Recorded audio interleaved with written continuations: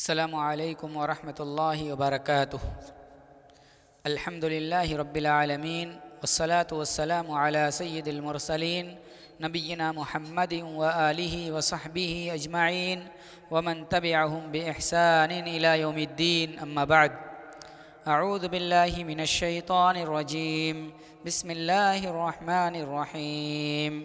قد افلح من تزكى وذكر اسم ربه فصلى بل تؤثرون الحياة الدنيا والآخرة خير وأبقى إن هذا لفي الصحف الأولى صحف إبراهيم وموسى۔ محترم ناظرین، رمضان المبارک کے مقدس ایام ہم پر سایہ فگن ہے۔ رمضان المبارک کے اختتام پر اللہ تبارک و تعالی نے ہم مسلمانوں کے لیے عید کا عظیم تہوار دیا۔ یہ عظیم تہوار اللہ تبارک و تعالی نے ہم سب کو اپنی خوشی منانے اور ایک دوسرے کو مبارکباد دینے کا ایک بہترین موقع دیا ہے۔ یہ عظیم دن اللہ تبارک و تعالیٰ کے شعار میں سے ہے۔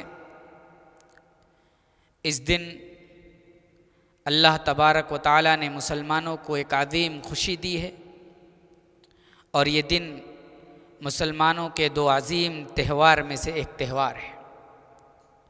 رمضان المبارک کے اختتام کے بعد اللہ تبارک و تعالیٰ نے عید کا جو تحفہ دیا، اس لیے دیا تاکہ مسلمان اپنی عبادتوں پر، اپنی نمازوں پر، اپنے قیام اللیل اور دیگر عبادتوں کو کر کے خوش ہوتا ہے، اور اس خوشی کا اظہار کرنے کے لیے اللہ تبارک و تعالیٰ نے عید الفطر کا تہوار دیا۔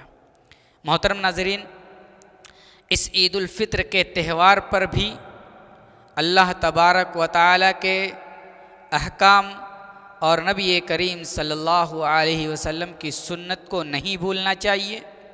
ہم سب کو نبی کریم صلی اللہ علیہ وسلم کی سنت کی روشنی میں اپنے سارے اعمال انجام دینے کی کوشش کرنی چاہیے، اور یہ کوشش کرنی چاہیے کہ اللہ تبارک و تعالی ہم سب کو، ہم مسلمانوں کو پیارے نبی جناب محمد الرسول اللہ صلی اللہ علیہ وسلم کے طریقے اور سنت کے مطابق اپنے ہر کام، یہاں تک کہ تہوار اور خوشی کے ایام بھی گزارنے کی توفیق عطا فرمائے۔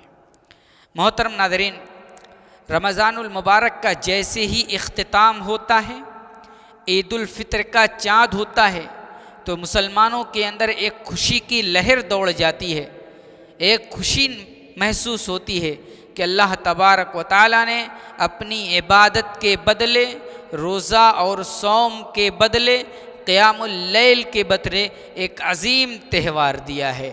اس عظیم تہوار کا جو حق ہے، اس عظیم تہوار کے حق کو بھی ادا کرنا چاہیے۔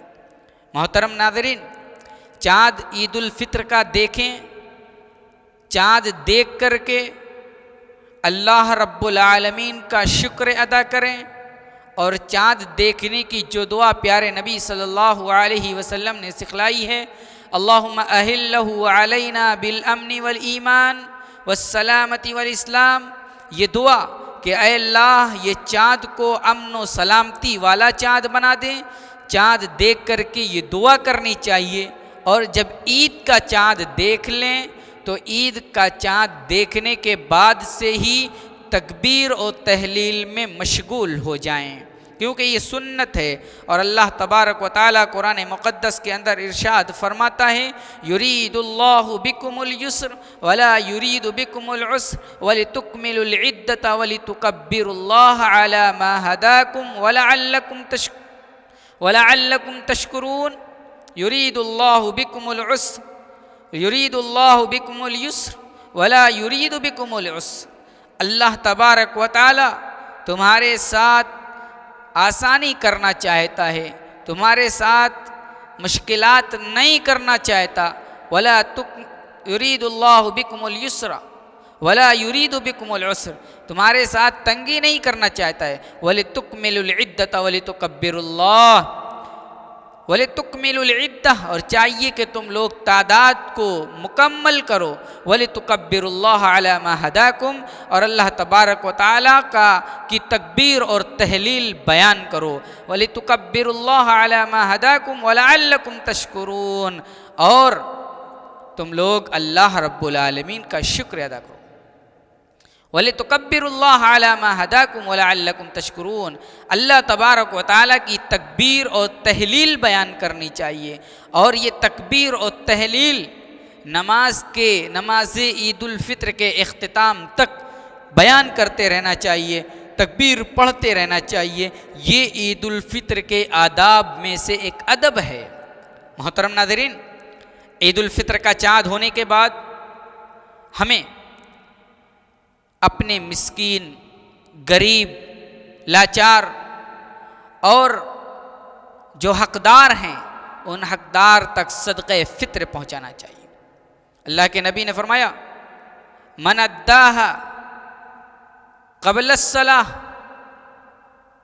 فهي زکاۃ مقبولہ ومن اداها بعد الصلاة فهي صدقۃ من الصدقات، صدقہ فطر عید الفطر کی نماز سے پہلے ادا کیا جائے تو یہ صدقہ صدقہ فطر بنے گا، اور اگر یہ صدقہ فطر عید الفطر کی نماز کے بعد ادا کیا جائے گا تو یہ صدقہ فطر نہیں ہے بلکہ صدقۃ من الصدقات، یہ عام صدقوں میں سے ایک صدقہ ہے۔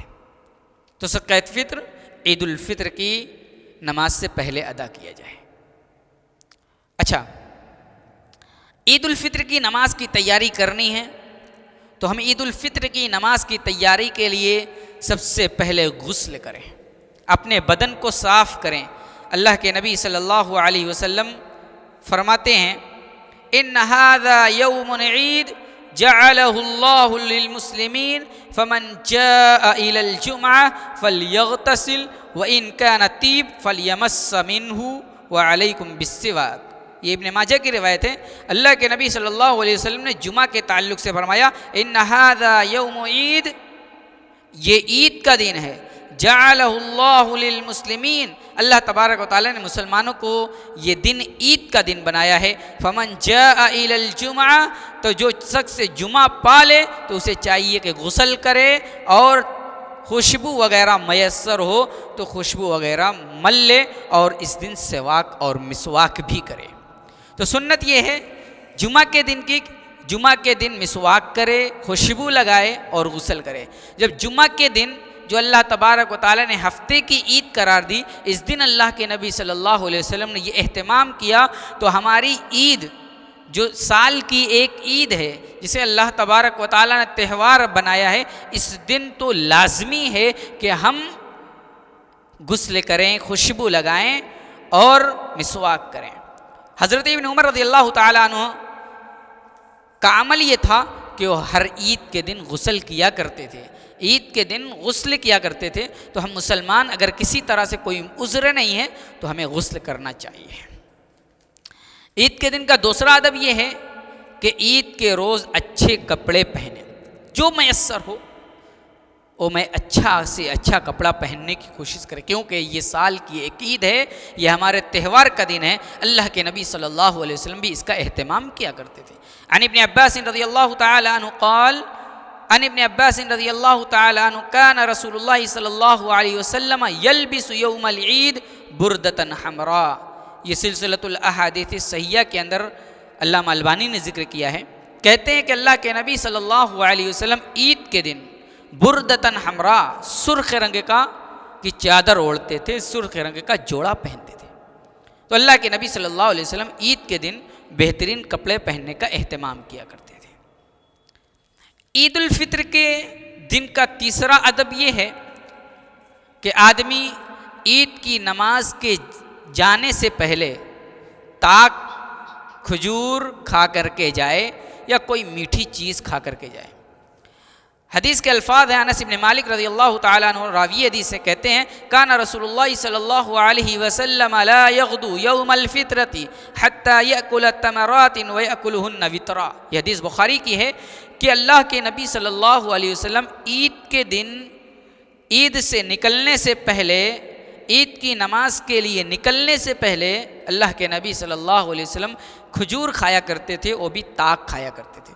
3 کھا لے، 5 کھا لے، 7 کھا لے، یعنی تاک کھجور کھایا کرتے تھے۔ اللہ کے نبی کی یہ سنت ہے، تو آدمی کو عید کی نماز کے نکلنے سے پہلے کھجور، تاک کھجور کھا کر کے جانا چاہیے۔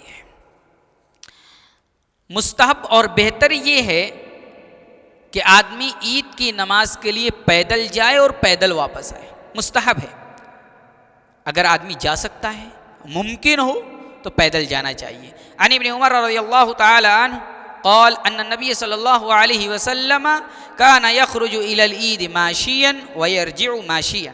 یہ ابن ماجہ کی صحیح روایت ہے۔ ابن عمر کہتے ہیں کہ نبی کریم صلی اللہ علیہ وسلم عید کی نماز کے لیے پیدل جاتے تھے اور واپس بھی پیدل آیا کرتے تھے۔ تو ممکن ہو تو ہم پیدل جائیں، کوئی یہ واجب نہیں ہے کہ آدمی کو پیدل جانا ہی چاہیے، لیکن بہتر ہے، اللہ کے نبی صلی اللہ علیہ وسلم پیدل جایا کرتے تھے۔ عید کے دن کی عید کے دن کا 5واں طریقہ اور 5ویں سنت یہ ہے کہ ہم اپنی عورتوں کو عیدگاہ تک لے جائیں، مسلمانوں کی نماز اور دعا میں شامل کریں۔ حضرت ام عطیہ کہتی ہیں کہ امرنا رسول اللہ صلی اللہ علیہ وسلم ان نخرج الحید یوم العید وذوات الخدور۔ حضرت ام عطیہ کہتی ہے کہ ہمیں رسول اللہ صلی اللہ علیہ وسلم نے حکم دیا کہ ہم اپنی حیض والی عورتوں کو، اپنی حیض والی لڑکیوں کو عید کے دن عیدگاہ لے جائیں، اور پردہ کرنے والی عورتوں کو بھی اپنے عید گاہ لے جائیں، وہ جماعت المسلمین، مسلمانوں کی جماعت میں حاضر ہوں، ان کی دعاؤں میں حاضر ہوں۔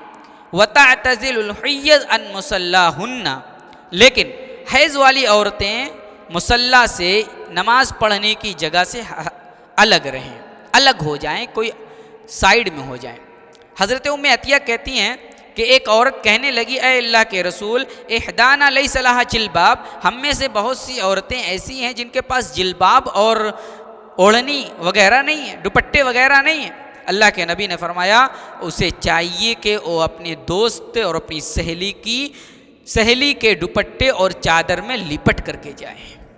تو ہم اور آپ اپنی عورتوں کو عیدگاہ لے کر کے جائیں، چاہے وہ اپنے مخصوص ایام میں کیوں نہ ہو، حیض اور نفاس کی حالت میں کیوں نہ ہو، ان عورتوں کو بھی لے جائیں، اگرچہ وہ نماز نہیں پڑھیں گی، نماز کی جگہوں سے الگ بیٹھی رہیں گی، لیکن مسلمانوں کی دعاؤں میں شامل رہیں گی۔ اتنی تاکید ہے عیدگاہ لے جانے کی عورتوں کی۔ لیکن آج مسلمانوں میں اکثر و بیشتر مسلمانوں کی ایک جماعت یہ کہتی ہے کہ عیدگاہ اور مصلی کی طرف عورتوں کو لے جانا یہ فتنہ ہے، عیدگاہ میں عورتوں کو لے جانا یہ فتنہ ہے، ان کی عزت محفوظ نہیں رہے گی، ان کی عصمت محفوظ نہیں رہے گی۔ وہی لوگ ہیں جو عیدگاہ میں عورتوں کو جانے سے منع کرتے ہیں اور بازاروں میں عورتوں کو گھومنے کی اجازت دیتے ہیں، جبکہ اللہ کے نبی صلی اللہ علیہ وسلم نے ارشاد فرمایا احب البلاد الی اللہ مساجدها، احب البلاد الی اللہ مساجدها وابغض البلاد الی اللہ اسواقها، او کما قال علیہ الصلوۃ والسلام کہ سب سے بہترین جگہ، فتنوں سے محفوظ جگہ، سب سے اچھی جگہ مسجد ہے دنیا کے اندر۔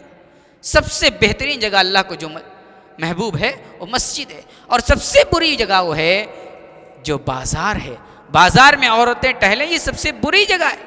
جبکہ آج ہم میں سے مسلمان اپنی عورتوں کو مسجد میں جانے سے، عیدگاہ میں جانے سے روکتا ہے اور مارکیٹ اور بازار میں سر عام گھومنے کی اجازت دیتا ہے۔ یہ سراسر نبی کریم صلی اللہ علیہ وسلم کی سنت کی مخالفت ہے، سراسر نبی کریم صلی اللہ علیہ وسلم کی سنت سے دشمنی ہے، سراسر نبی کریم صلی اللہ علیہ وسلم کے طریقے سے اعراض ہے۔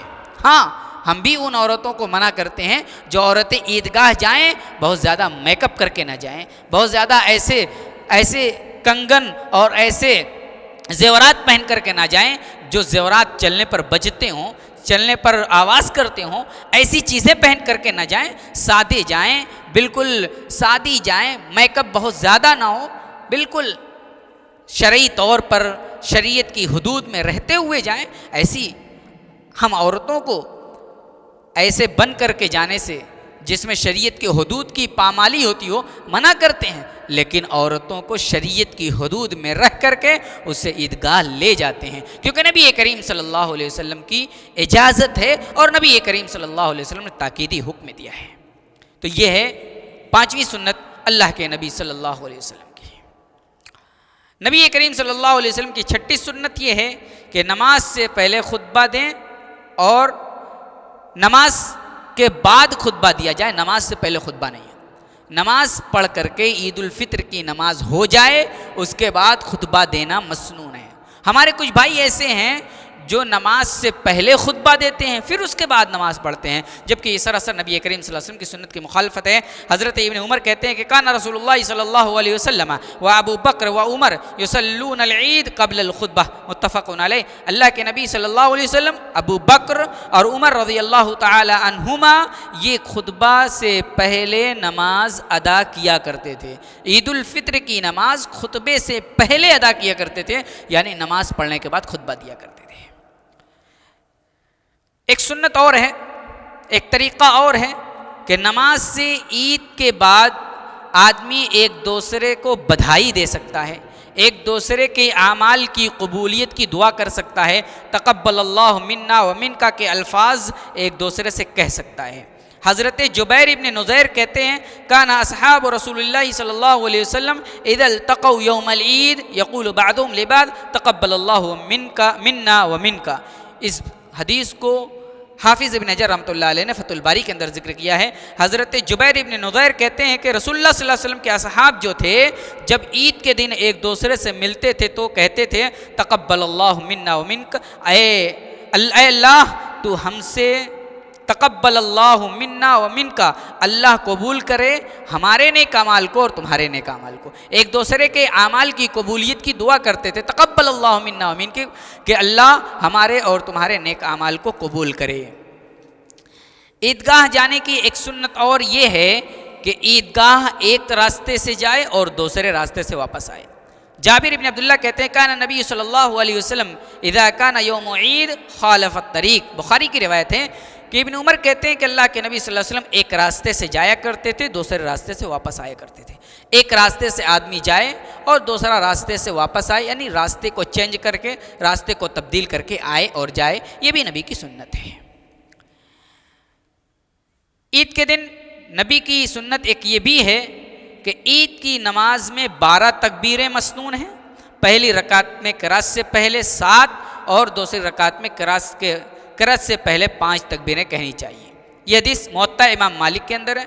اس کے خلاف نبی کا کوئی طریقہ نہیں ہے، اس کے خلاف نبی نے کوئی طریقہ نہیں بتایا ہے 5 اور 3 کی تکبیر کا، بلکہ اللہ کے نبی نے 7 اور 5 یعنی کل ملا کر کے 11 تکبیریں کہی جائیں گی، کل ملا کر کے 12 تکبیریں کہی جائیں گی عید کی نماز میں، 7 پہلی رکعت میں اور 5 دوسری رکعت میں۔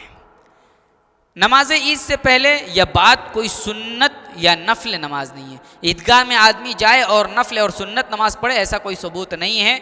مسلم شریف کی روایت میں آپ دیکھ سکتے ہیں۔ نماز عید جلدی ادا کرنا چاہیے، نماز عید میں تاخیر نہیں کرنی چاہیے۔ اور ایک سنت اور ہے جسے 12ویں سنت کہہ سکتے ہیں، جو میں نے بتائی ان میں سے 12ویں نمبر کی یہ ہے کہ کھلے میدان میں نماز پڑھنا چاہیے۔